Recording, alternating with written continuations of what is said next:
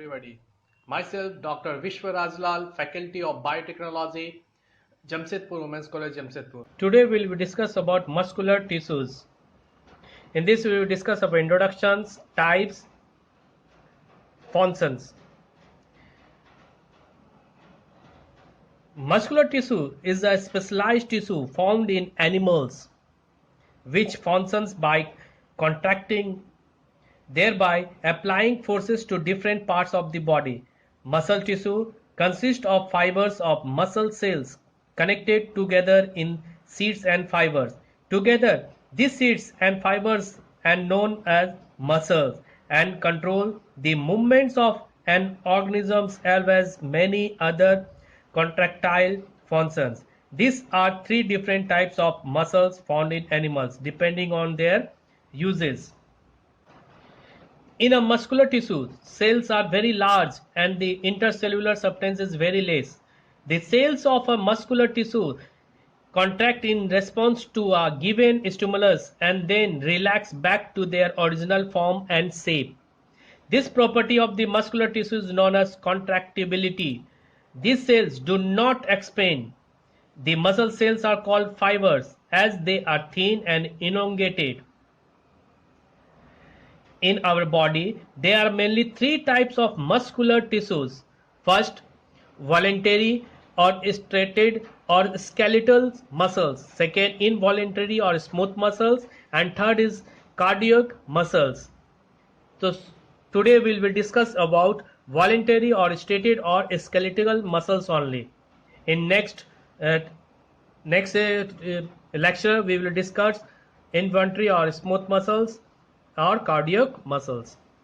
So we are starting skeletal muscles. These muscle fibers are found in the general musculature of our body.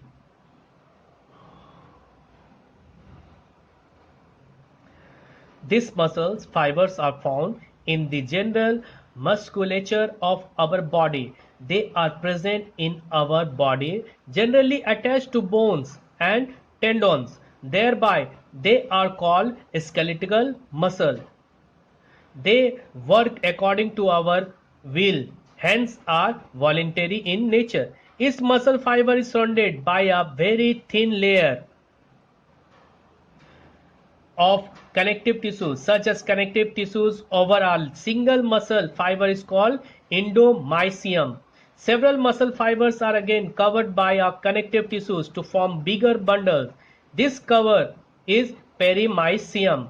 Several such bundles are again covered by connective tissues to form a muscle block.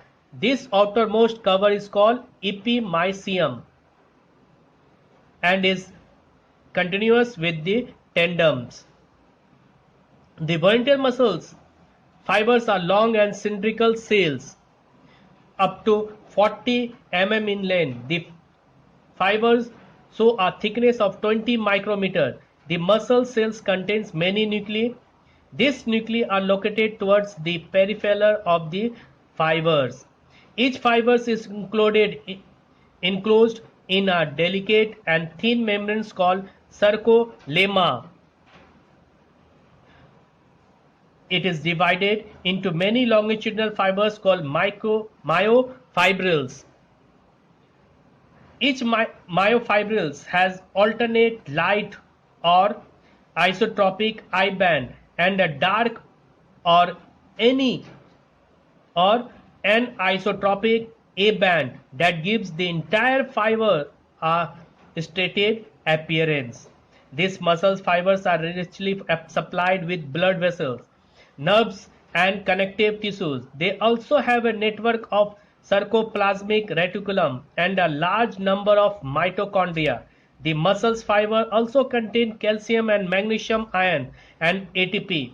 A microfibril shows difference in the refractive index and its various parts. It are characteristic features of skeletal muscles. Due to these reasons, the muscle fiber shows alternate dark and light cross bands or cross striations. The dark band is made up of highly refractile matter materials and so looks darker. It is called an isotropic or A band. In the center of each A band, a slightly less refractile region is present. It is called H disc or Hansen disc and is about 0.5 micrometer in length. An M line is seen in the middle of H disc due to central bulb in each of the A band. The light band is made up of laser refractile materials and so looks lighter. It is called isotropic or I band. In the center of each I band, a narrow line of highly refractile material is present, so it looks darker and is called Z line. A band is about 1.5 micron in length, while the length of I band is 1.0 micron. The functional unit of the contractile unit of the muscle is the substance present in between two Z membranes and is called sarcomere. It is about 2.5 micron in length.